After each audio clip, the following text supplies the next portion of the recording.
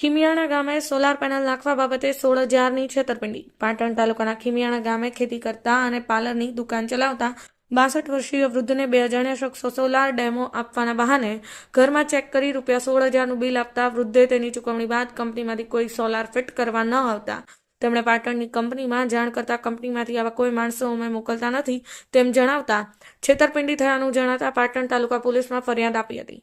પાટણ તાલુકાના ખીમિયાણામાં રહેલા અને પાર્લર ચલાવતા વિનોદભાઈ પટેલ પોતાની દુકાન પર હાજર હતા ત્યારે એક કારમાં આવેલા 2 અજાણ્યા શખ્સોએ જણાવ્યું હતું કે અમારે તમારા ગામમાં સોલાર પ્લાન્ટનો ડેમો આપવાનો છે. તમે ₹16,000 આપશો તો આ રૂપિયા સિવાય તમારે બીજા કોઈ રૂપિયા આપવા નહીં પડે. વિનોદભાઈએ વિશ્વાસમાં આવીને હા પાડેલ. તે પછી આ બંને શખ્સોએ તેમના ઘરમાં ઉપર નીચે ચેક કરેલ અને તેમને રોકાવેલ સોલાર ટોપ પ્રાઇવેટ લિમિટેડનું એક બિલ તેમના મોબાઈલના વોટ્સએપમાં મેસેજ કરીને એક બિલ આપેલ. જે બિલ ₹16,000નું હતું, જેથી 16,000 રોકડા 2 અજાણ્યા શખ્સને આપ્યા હતા. 2 શખ્સોએ કહ્યું કે 24 કલાકમાં અમારી કંપનીમાંથી માણસો આવશે, તમારા ઘરે સોલાર ફિટ કરી જશે.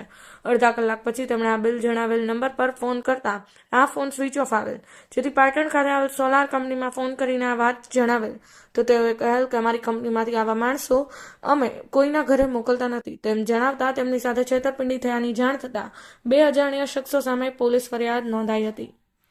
રાજુભાઈ પટેલ સાથે ભરતભાઈ જોશી, પાટણ ન્યૂઝ 24.